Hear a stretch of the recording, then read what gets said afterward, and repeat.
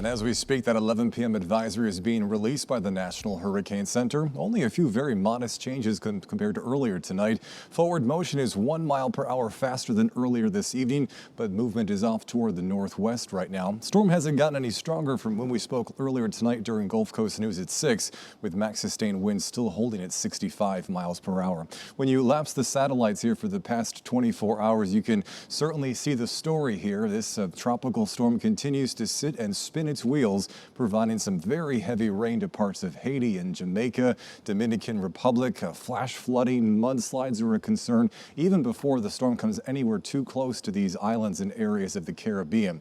Now, the steering currents, though they're weak right now, are eventually going to pick up Tropical Storm Melissa, and as it moves over warmer water and finds itself with less wind shear, really take off in intensity this weekend. Again, right now it's a 65 mile per hour tropical storm, but by the end of the weekend, it's forecast to be a high-end Category 4 hurricane as it approaches the island of Jamaica.